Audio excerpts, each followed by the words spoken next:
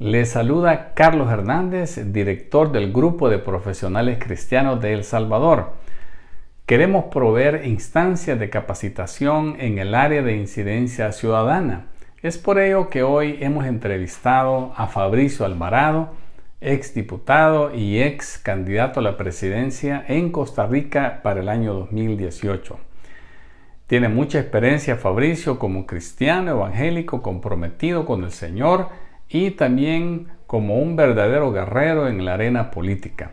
Vamos a escuchar qué nos dice él con respecto a los cristianos y su participación en la política, cómo podemos seguirnos capacitando y qué opina él de las diferentes circunstancias a las que nos vemos sometidos en el día a día. Estoy seguro que lo va a disfrutar. Qué bueno, Fabricio, poder saludarte. ¿Cómo está la familia? ¿Cómo está el ambiente allá en Costa Rica con esta pandemia? Cuéntanos. Todo por acá bien, tranquilos. En realidad, pues sí, toda esta situación del COVID-19 pues nos ha cambiado y nos ha alterado la cotidianidad, pero debo decir también que pues lamentablemente no hemos tenido un gobierno muy asertivo en cuanto a las decisiones y hoy por hoy estamos ante una situación muy conflictiva, no solo por el tema de los contagios, sino también porque pues el comercio y la economía se está viendo muy afectada por las decisiones que ha tomado el gobierno.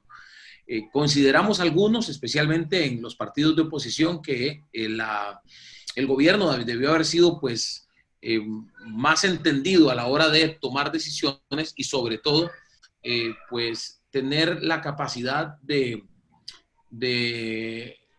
pues abrir el comercio, obviamente con las medidas de seguridad y obligando a los comerciantes a tomar las medidas, a permitirle a la gente ingresar solo con mascarilla, el distanciamiento físico que está en 1.8 metros y todo lo demás, pero ellos han optado solamente por cerrar y cerrar y cerrar negocios y la afectación económica ha sido muy fuerte. Te cuento como ejemplo que para el Día del Padre exactamente ya se había previsto una apertura de comercios para el Día del Padre que fue el tercer domingo de junio y los personeros del gobierno, las autoridades de gobierno, solamente 2 días antes decidieron decretar un cierre, lo cual afectó a muchísima gente, por ejemplo, dueños de restaurantes que habían comprado insumos, que habían comprado alimentos, que estaban ilusionadísimos, que habían invertido, por ejemplo, en los lavatorios, estos que son especiales y que los activas con el pie para que la gente se lave las manos,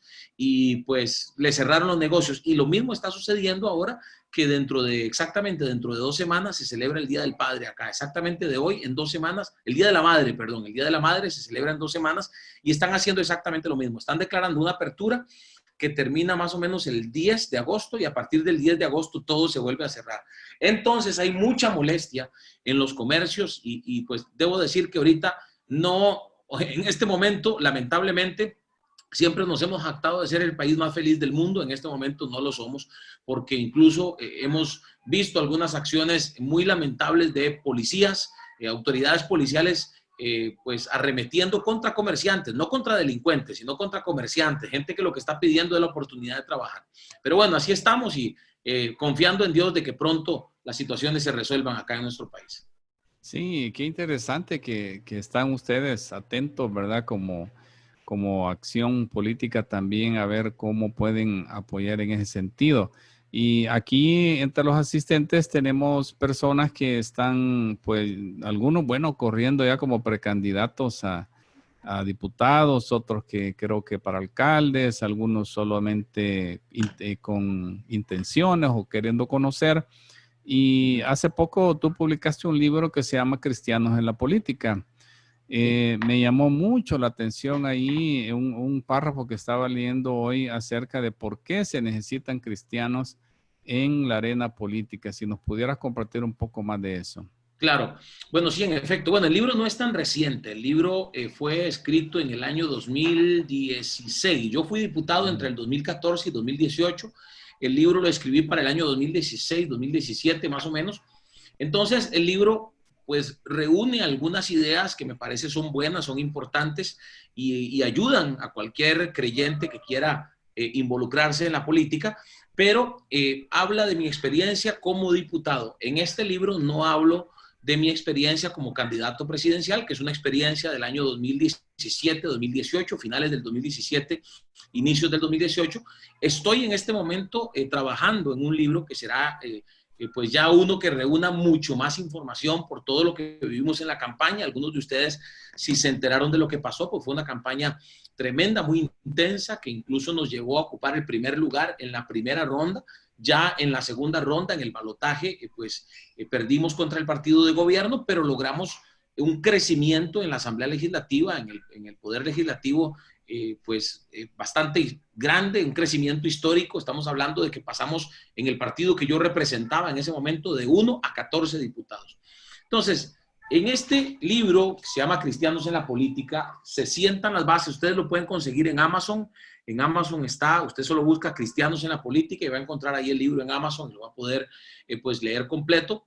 Ahorita yo le voy a dar otra opción también que pues tiene que ver con un seminario que voy a estar impartiendo a partir de la próxima semana. Precisamente de hoy en 8 estoy empezando con una serie de seminarios sobre el tema político, sobre el tema de la influencia que los cristianos debemos ejercer en la vida pública, en la sociedad en general. Entonces, este libro, como te digo, sienta las bases, sienta el fundamento para que pues cualquier creyente que tenga interés en involucrarse en la política entienda que es una necesidad, ya es un tema que hemos estado posponiendo en algunos lugares como iglesia. No hemos hablado lo suficiente del tema y ya se hace urgente. Hace algunos años, los creyentes y en las iglesias, el discurso era: Cristo viene pronto, y como Cristo viene pronto, ¿para qué vamos a estudiar? Se metían los pastores y los líderes de aquel momento, se metían en el instituto bíblico y pues está bien, eso está muy bien, pero las universidades las fuimos dejando y quedaron en manos de grupos de izquierda y de grupos ateos humanistas. Hoy por hoy las universidades son podríamos decir, el semillero de estos grupos que hoy están gobernando en países como Venezuela, como Nicaragua, como Cuba, donde pues la izquierda es la que predomina, el comunismo es el que predomina, y hoy por hoy las universidades están tomadas por grupos ateos y humanistas. ¿Por qué? Porque los cristianos dejamos el tema de la política a un lado, porque dejamos el tema de ser profesionales a un lado, porque decidimos no ser de influencia en la sociedad, y por eso no estamos siendo hoy por hoy la influencia que deberíamos ser en la sociedad. Y cuando digo influencia no me refiero solo a la política, estoy hablando también de la economía, estoy hablando también de la educación, de la comunicación, del arte, el entretenimiento, el cine, el deporte. Todas esas áreas nosotros como creyentes deberíamos ser la cabeza. Si la misma palabra dice serás cabeza y no cola, y cabeza y no cola se refiere precisamente a ese liderazgo, a ese ser parte, pero no solamente ser parte, sino también ser los inspiradores, ser los creadores de movimientos, ser los generadores de ideas. Eso es lo que nosotros tenemos que ser de la sociedad. De eso habla este libro.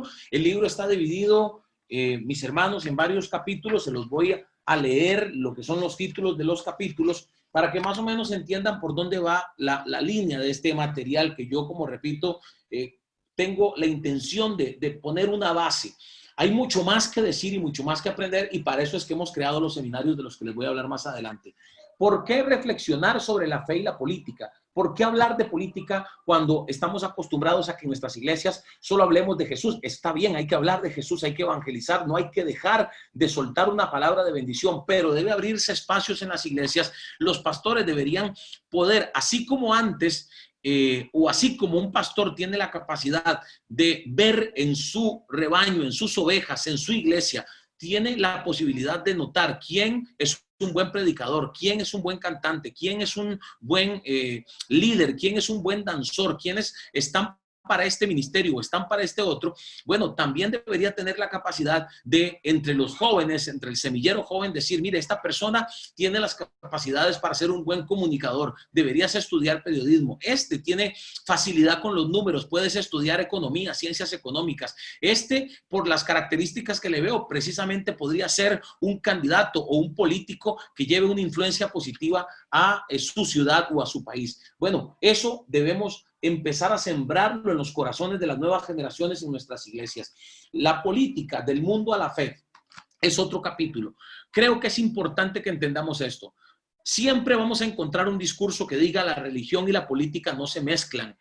Al César lo que es del César y a Dios lo que es de Dios. Vea cómo manipulan hasta la misma palabra.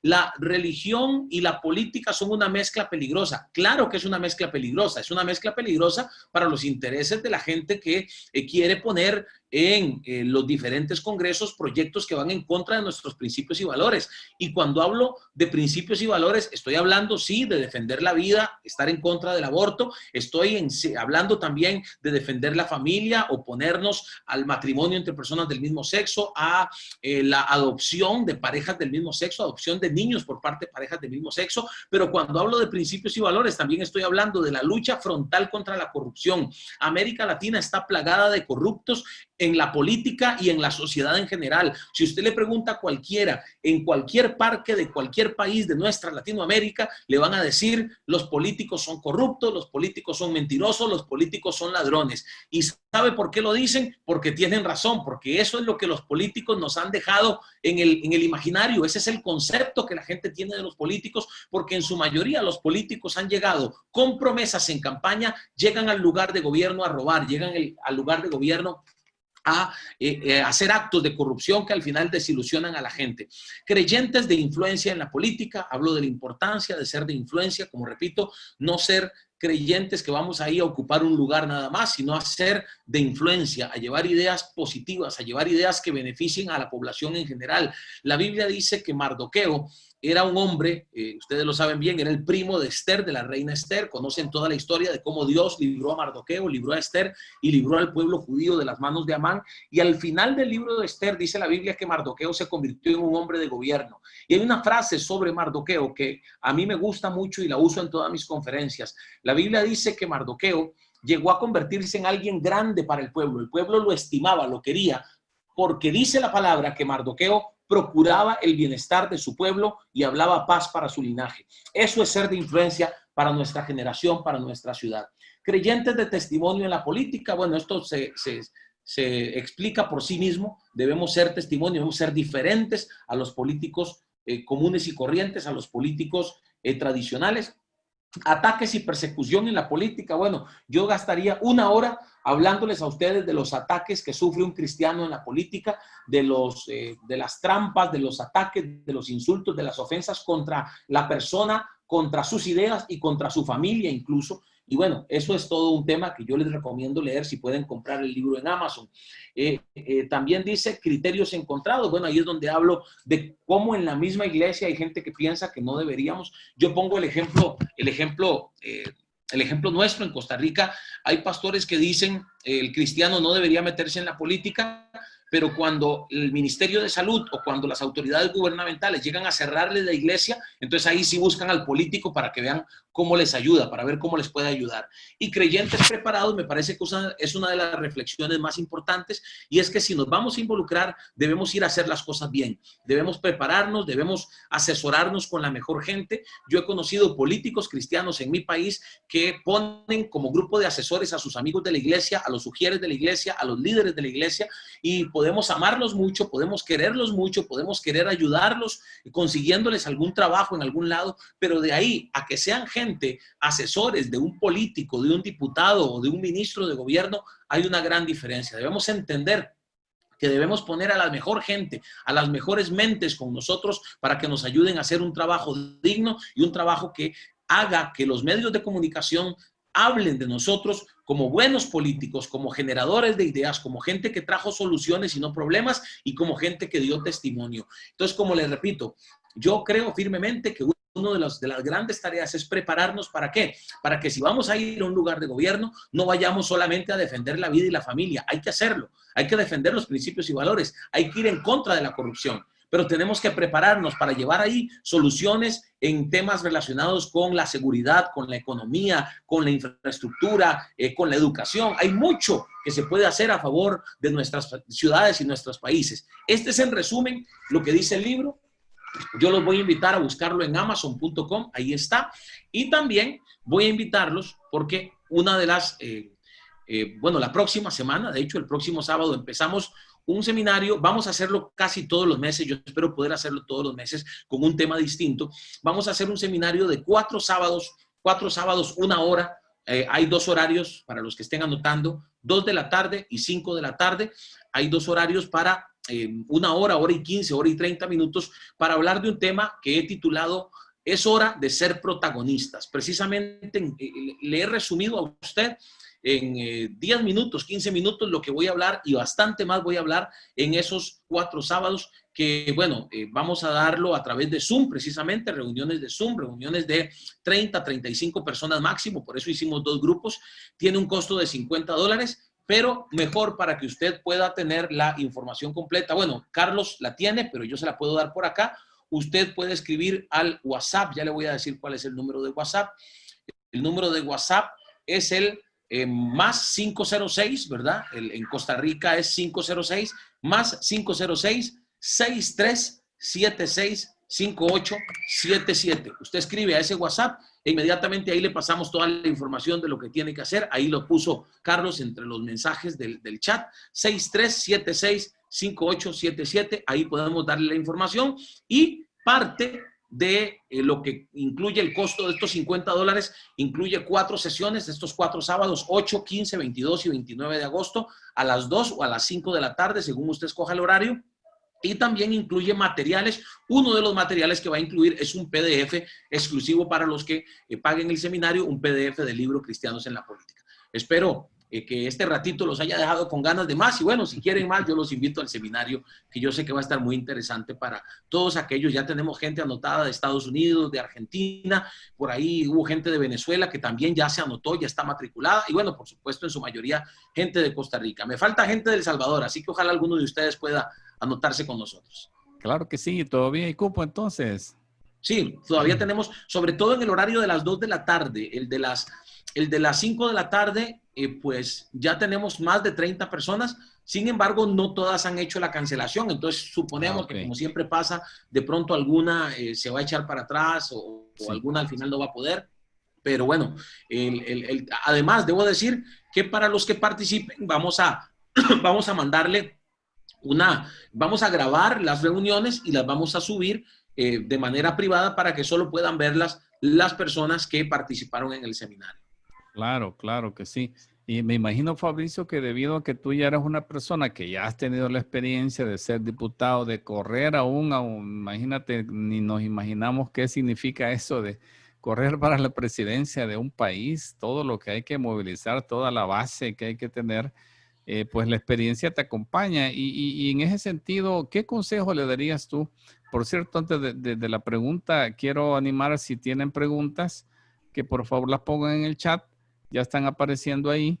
Y una pregunta mía es, ¿qué consejo le darías tú a los que ya están? Porque algunos, aún de los que están aquí escuchando, ya están inscritos en planillas de partido, ¿verdad? Que van todavía pues, a pasar en creo que ya pasaron las primarias, ahora ya van pues como para la campaña.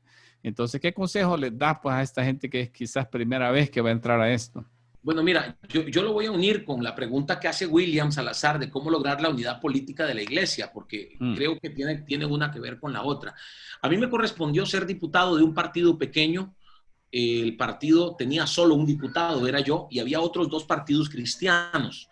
Entonces no es cosa fácil, caminar en el mundo de la política, porque también debo decir que tienes un reto, y el reto es el mismo reto que tenía Daniel. Daniel tenía el reto de no contaminarse, y más que un reto fue una decisión de su corazón, no contaminarse. En aquel texto de la palabra de Daniel capítulo 1 dice no contaminarse con la comida del rey. Bueno, la comida del rey de hoy en día son todas las cosas que te ofrece hoy el mundo político, son todos los contactos, son todas las alianzas que podrías hacer con gente que pues lejos de querer entrar o lejos de querer hacer pactos que bendigan al pueblo, ellos andan buscando sus propios intereses. Y entonces, en la historia, históricamente, en mi país por lo menos, y conozco casos de otros países también, hemos visto casos de políticos cristianos que llegan con toda la buena intención, pero precisamente entran en negociaciones, entran en alianzas, entran en amistad con políticos de otros partidos que pues tienen otros intereses, tienen otra agenda. Entonces, ¿qué sucede? Bueno, pues lamentablemente hemos visto cómo esos políticos han ido perdiendo credibilidad, han ido siendo desacreditados porque de pronto aparecen en una fotografía con un político que quizá ellos en algún momento pensaron que era bueno, que era una persona honesta, pero de pronto este político apareció en un acto de corrupción y la fotografía que apareció es la fotografía donde aparece el cristiano. ¿Por qué?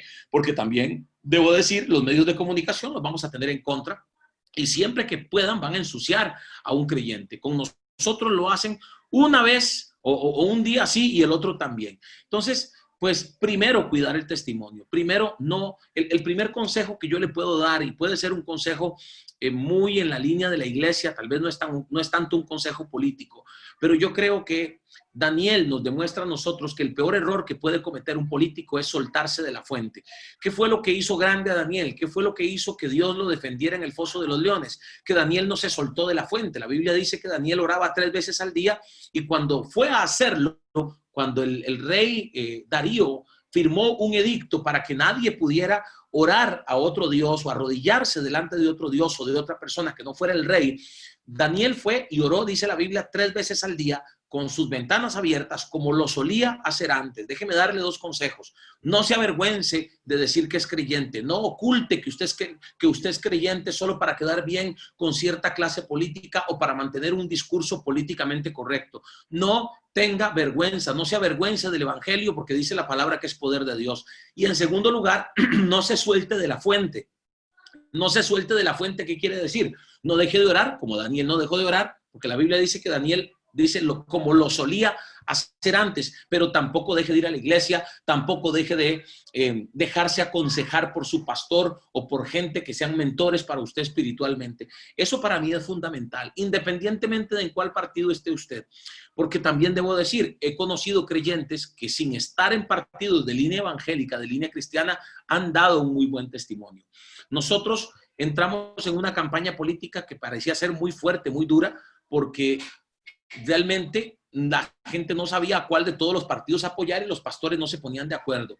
Yo también tengo que decir que en nuestro caso el que lo hizo todo fue Dios. Vino lo de la Corte Interamericana de Derechos Humanos, de eso voy a hablar en el seminario más ampliamente. La prensa empezó a preguntarle a todos los candidatos, los 3 candidatos cristianos dimos nuestra opinión y la gente pues se inclinó por el discurso y por mi posición, que fue estar completamente en contra de lo que había o de lo que nos quería imponer la Corte Interamericana de Derechos Humanos. Creo que cualquier creyente que quiera entrar en política en cualquier país de América Latina y en cualquier país que esté bajo la tutela de la Organización de Estados Americanos, de la OEA, debería entender bien cómo funciona y cómo está funcionando actualmente la Corte Interamericana de Derechos Humanos, la Comisión Interamericana de Derechos Humanos e incluso, ¿por qué no decirlo?, la Organización Mundial de la Salud y la Organización de Naciones Unidas, la ONU. La ONU está promoviendo el aborto. La Corte Interamericana está buscando impulsar también todo lo que tiene que ver con la agenda LGTB. Infórmese de todo eso porque son temas que son fundamentales y que tienen que ver con la defensa de la libertad religiosa directamente, porque usted sabe bien que en países donde ya se ha aprobado, por ejemplo, el matrimonio entre personas del mismo sexo, pastores, iglesias han sido perseguidas por predicar en contra. Entonces, son cosas que prácticamente están caminando en todos nuestros países y yo debo decir que pues en aquel momento la Corte Interamericana, cuando pues prácticamente dice que Costa Rica está obligada a aprobar el matrimonio homosexual, la posición que yo emití en ese sentido, hablando sobre la imposición de la Corte Interamericana, sobre cómo nos querían imponer su agenda, pues hizo que el pueblo se levantara a favor de este servidor, de este candidato. Entonces al final, todo el pueblo cristiano, podríamos decir, bueno, no podría decir todo, pero podría decir que la gran mayoría nos apoyó nuestra candidatura. Hoy por hoy, yo no pertenezco ya a ese mismo partido político, situaciones que se dieron a lo interno del partido, nos dimos cuenta en el camino que ese mismo, que la cúpula de ese partido político no quería que nosotros ganáramos las elecciones y entonces tuvimos que armar otro partido político y como decía don Carlos, tenemos ya la experiencia de haber armado la estructura en todo el país, de haber conformado un partido político, de haberlo hecho en un tiempo récord, los mismos medios de comunicación seculares lo reconocen y lo hicimos en tiempo récord y participamos en las elecciones locales hace cuestión de meses, a principios de este año. Entonces, también debo decir que lo de la iglesia, lo de unir a la iglesia, como preguntaba William, es un reto que no es fácil es complicado, pero le voy a poner un reto a usted que me parece más ambicioso, y es ganémonos no solamente al pueblo cristiano como partidos políticos, como políticos creyentes, sino que ganémonos aún a los no creyentes, que los no creyentes vean en nosotros una solución.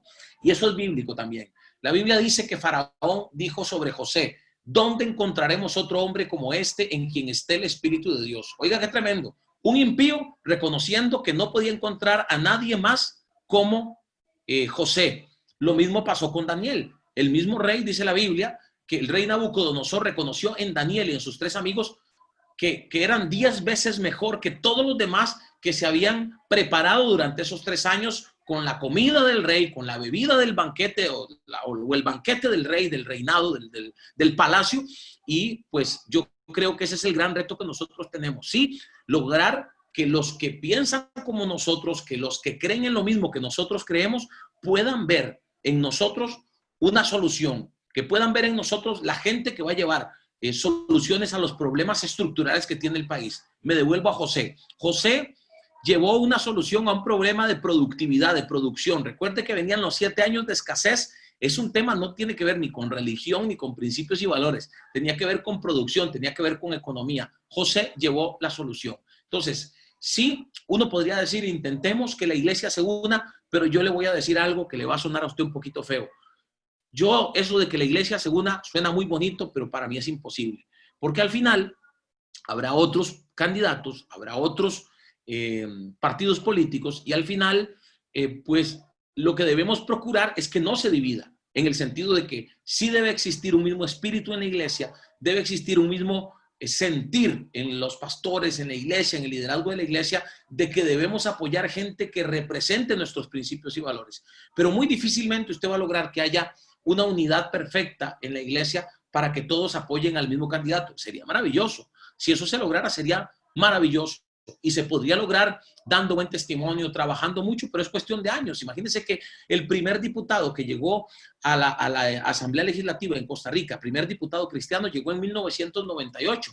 Han pasado 22 años y la única manera en que se lograron poner de acuerdo fue a través de una intervención sobrenatural de Dios. Yo, aún en medios seculares, he reconocido que Dios intervino para que yo fuera el primer lugar en la primera ronda electoral. ¿Por qué? Porque los pastores ya habían dicho, bueno, no, vamos a decirle a nuestros feligreses, a la gente de la iglesia, vote por el que usted se sienta representado. Trate de hacerlo por un partido cristiano, porque son los que representan nuestros principios y valores y por los que van a defender la libertad religiosa. Pero ellos mismos no se habían puesto de acuerdo, no habían podido ponerse de acuerdo para decirle a la gente, voten por este candidato o voten por este otro, ¿verdad? Entonces, yo creo que en esa línea hay mucho trabajo por hacer y debemos, pues sobre todo, ponernos en manos de Dios, ¿verdad? Claro que sí, Fabricio. Yo no sé si vas a tener un minutito extra porque la gente está preguntando. Mira, yo, para serles honesto, tengo 5 minutos más. Como habíamos conversado de 5:30 a 6, pues sí, tengo 5 minutos más para Sí. poder compartir con ustedes. Estoy a la disposición de si hay una próxima Sí. reunión, con mucho gusto, de verdad. Ah, qué bueno. Pero por supuesto, en el seminario, ojalá puedan participar. Tratamos de hacerlo lo Sí. más cómodo posible. Vea que $50 por 4 sesiones son $12.50 por cada sesión, y ahí sí van a tener chance de preguntar. Incluso voy a habilitar un espacio estamos en eso, trabajando en una plataforma para que, por ejemplo, si a la final de cada sesión no dio tiempo de responder todas las preguntas, la gente tenga sus preguntas respondidas en su correo electrónico en el transcurso de los siguientes 3-4 días, ¿verdad? Eso lo vamos a trabajar. Pero bueno, hablemos de 1 o 2 preguntas más, si te parece. Sí, tengo aquí representantes también. Mi amigo Oswald está pues con el movimiento de las 5 reformas, que ellos tienen como, bueno, es un movimiento latinoamericano que está tratando de organizar partidos políticos con esta filosofía de liberalismo clásico, y son cristianos evangélicos. Entonces Oswald pregunta qué reformas propones o has propuesto para que tu país, Costa Rica, no tenga que someterse a las organizaciones que tú mencionaste, a la OMS, la Comisión de Derechos Humanos, etcétera, etcétera. Bueno, si usted ve todo lo que fueron los movimientos en la campaña política del 2018, si usted ve las noticias, precisamente una de las cosas que escandalizó más en el sentido positivo y en el sentido negativo, a los ciudadanos en aquel momento, fue que yo dije, si tenemos que salirnos de la Corte Interamericana, nos salimos de la Corte Interamericana, pero no vamos a dejar que nos impongan.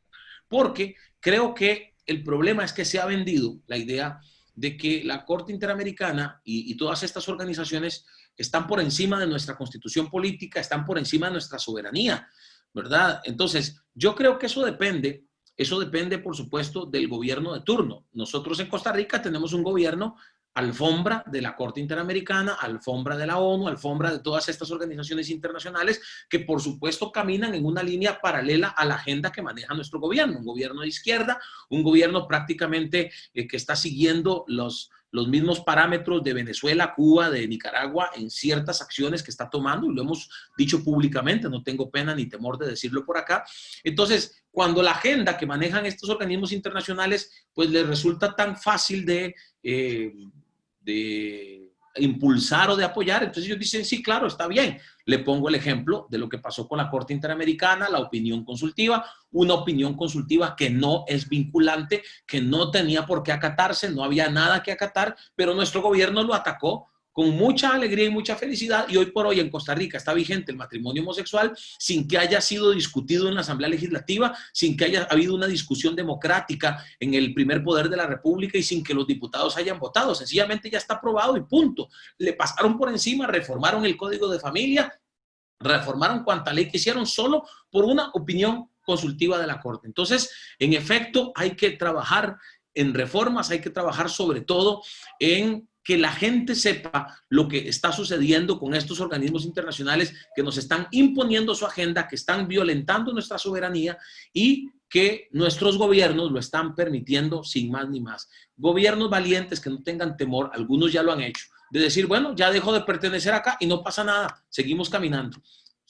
Yo, como les repito, esto que dije escandalizó a muchos para bien, eso nos generó levantar en las encuestas. Yo estaba en el 5º lugar de las encuestas y en cuestión de una semana pasé al primer lugar, solo por haber dicho eso. Pero por supuesto, los progresistas, que no entiendo de dónde sacan el nombre progresistas, porque no hay nada más progresista que defender la vida y la familia, pero los progresistas que se adueñaron de ese concepto, se nos vinieron encima con toda la plataforma que tienen ellos, medios de comunicación, gobierno, redes sociales, troles, etcétera, etcétera. Tampoco es un tema fácil y no vengo a quejarme a decir que todo es difícil, no. Lo que pasa es que esto es para valientes y esto es para gente que no tenga temor de recibir ataques y que los ataques le entren por un oído y le salgan por el otro. Los buenos consejos, las críticas constructivas, sí hay que recibirlas, pero los ataques y las ofensas, hay gente que nos pregunta a nosotros, ¿cómo hacen ustedes? Bueno, entendiendo que nosotros y lo que nosotros somos no depende de lo que la gente diga, sino depende de lo que Dios ya dijo de nosotros y de lo que Dios está haciendo en nosotros. Y por eso vamos hacia adelante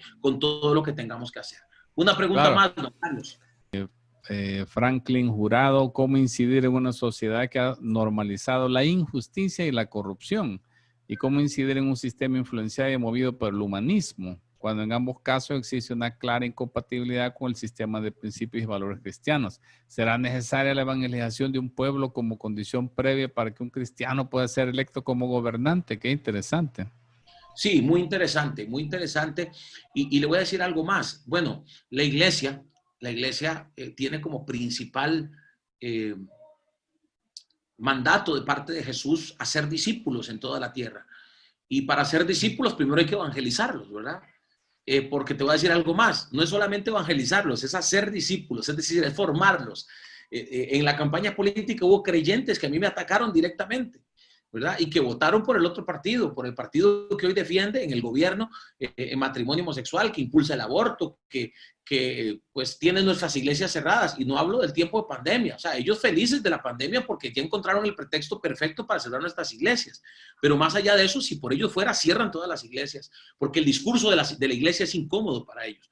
Entonces, la iglesia como tal debe evangelizar, debe hacer discípulos, debe formar gente, debe preparar gente, debe preparar, esto es importantísimo lo que les voy a decir, la iglesia debe preparar a los jóvenes que hoy están en el colegio para la universidad. ¿Cómo prepararlos para la universidad? No estoy hablando de lo académico, es que en la universidad llegan y como las universidades están forradas, están tomadas por ateos y humanistas. Entonces, cuando el estudiante cristiano llega, le caen encima los compañeros ateos, le caen encima los profesores ateos y terminan influenciándolos cuando no están bien preparados, cuando la iglesia no los capacitó, no los entrenó, cuando la iglesia no les dio armas para ir a la universidad a mantenerse firmes en su fe. La universidad los atrapa. Y cuando usted se da cuenta, y conozco muchos casos así de creyentes que nacieron en la iglesia, que crecieron sirviendo en el ministerio de alabanza, que crecieron ahí durmiéndose en las bancas de la iglesia como bebés mientras sus papás estaban en el culto, y que terminaron apartados y completamente influenciados por esta agenda que manejan en las universidades. La iglesia debería preparar a los muchachos, a los grupos de jóvenes, debería trabajarlos en esa área para que no lleguen, porque llegan muy valientes, pero nadie los preparó, nadie les dijo, esto es lo que va a pasar. Llegaron contentísimos a la universidad, incluso con la buena intención de hacerme profesional en tal área para ayudar a la iglesia y para servir en la iglesia, pero terminaron siendo influenciados por el mundo, por el enemigo a través de esta gente, y terminaron apartándose. Y eso es lamentable. Tenemos que preparar a nuestros jóvenes desde que están pequeños, desde que están en la secundaria, en esos grupos de jóvenes que tenemos en la iglesia, para que vayan a la universidad y sepan que cuando esto se les venga encima, ellos tengan ya los argumentos, tengan las armas y sobre todo tengan la fe suficiente para no echar para atrás. Parte de lo que yo hablo en mi libro tiene que ver con corrupción, tiene que ver con la justicia. Cuando un sistema es corrupto y tiene una agenda en la que la prioridad no es el pueblo, la prioridad no es el necesitado, entonces por supuesto que hay injusticia y hay corrupción. Y por eso vemos nuestros gobiernos como están. Hoy por hoy, precisamente el partido que hoy está en el gobierno, cuando empezó en las arenas políticas hace 18 años, empezó con un discurso de ética y de transparencia. Eran los abanderados de la ética, los abanderados de la transparencia. Y la gente les creyó. Y hoy por hoy son el partido político que nos ha dejado los peores casos de corrupción. Incluso en este gobierno, un caso terrible que tiene que ver con espionaje, con acceso a información confidencial de los ciudadanos. Es muchísimo más lo que les podría decir, pero ciertamente el reto, lo digo una vez más, es grande. Pero desde las iglesias, sí, se debe evangelizar. Se debe evangelizar porque ese es el mandato de Dios, no para que pongamos un presidente cristiano. Si eso se convierte en un fruto, pues gloria a Dios. Pero la iglesia debe evangelizar. Nosotros como creyentes, yo como político, debo evangelizar porque soy creyente.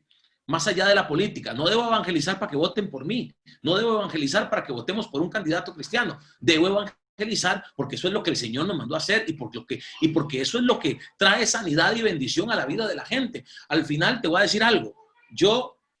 ¿Qué lograríamos como país si logramos un presidente cristiano, pero la gente sigue en su estilo de vida apartado del Señor? Sí, de pronto vamos a tener un país mejor económicamente, de pronto vamos a tener un país blindado contra las inmoralidades que pues mucha gente quiere impulsar en sus agendas, grupos muy organizados, pero al final la gente está en un estilo de vida lejos del Señor. Y pues yo creo que como iglesia deberíamos preocuparnos por eso primero. Si logramos un presidente cristiano, maravilloso, pero que la iglesia haga su trabajo evangelizando, y los que nos toque, a los que nos corresponde estar en la arena política, que lo hagamos bien. A los que les toque estar en la comunicación, que lo hagan bien. Eso es una manera de evangelizar también, porque en esos ámbitos, en el económico, en la educación, en el arte y entretenimiento, en la comunicación, medios de comunicación, ¿cuánto es necesario gente que dé testimonio? Porque así nos convertimos en el mensaje. Haciendo las cosas bien en el área en que nos toca, siendo testimonio, nos convertimos en el mensaje que va a evangelizar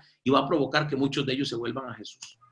Claro que sí. Gracias, Fabricio, por tu tiempo y por regalarnos estos minutos extra. Que Dios bendiga tu vida y te siga dando ese coraje, valentía. Te bendecimos, hermano. Gracias. Y que esta no sea la última vez, y vamos a ver si algunos de los que estamos por aquí vamos a poder tomar ese curso. Nos interesa mucho formarnos y escuchar tu experiencia, por supuesto. Gracias, Fabricio. Te bendecimos. Gracias a ustedes. Ahí hay gente casi las 24 horas esperando que entren los mensajes ahí por WhatsApp para ya darles toda la información.